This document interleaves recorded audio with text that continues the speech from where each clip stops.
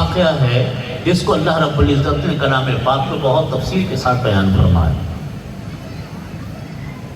حضرت موسیٰ علیہ السلام کا واقعہ قرآن پاک میں اللہ نے جگہ جگہ بیان فرمایا، حضرت عیسیٰ علیہ السلام کا واقعہ بیان فرمایا، اور دیگر انبیاء کرام علیہ آدم علیہ السلام کا واقعہ بیان فرمایا، دوسرے انبیاء کرام علیہ السلام کے واقعات آتے ہیں۔ اپنے وقتوں میں جو بھی کوئی ان کی امت تھی، حضرت نوح علیہ السلام سے یا جو بھی امت تھی، اپنے اپنے وقتوں میں وہ انہی کے لیے راہ ہدایت۔ لیکن نبی کریم صلی اللہ علیہ وسلم کے علاوہ جتنے انبیاء کرام علیہ السلام اس دنیا میں آئے، وہ ایک محدود وقت کے لیے محدود شریعت لے کر آئے، یعنی تعلیمات اور احکامات محدود تھے، محدود وقت کے لیے تھے۔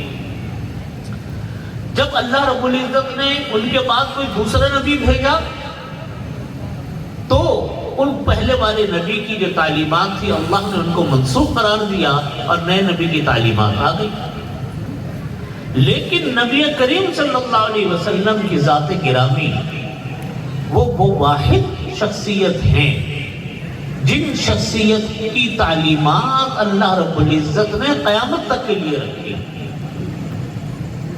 آج جس زمانے میں ہم اور آپ ہیں، اس زمانے اور نبی کریم صلی اللہ علیہ وسلم کا زمانہ یہ 1400 سال پر واقع ہے۔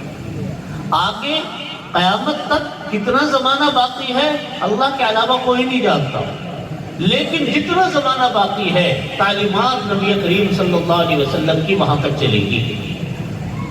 نبوت نبی کریم صلی اللہ علیہ وسلم کی، آپ نبی آخر الزمان خاتم النبیین، نبوت بھی کا سلسلہ بھی آپ پر ختم ہوا۔ آپ کے بعد اب کوئی نبی کسی بھی حوالے سے آنے والا نہیں، قیامت تک کے لیے آپ خاتم الانبیاء۔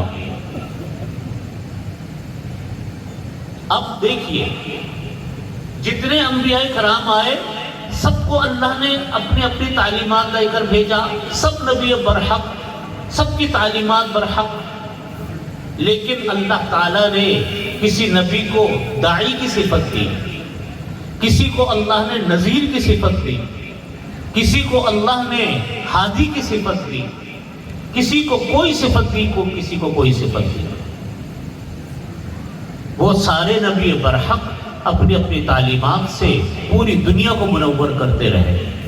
ان کے جانے کے بعد ان کی تعلیمات وہ ان اپنے وقت کے جتنے بھی ان کے امتی تھے ان سب کے لیے رہنما تھے۔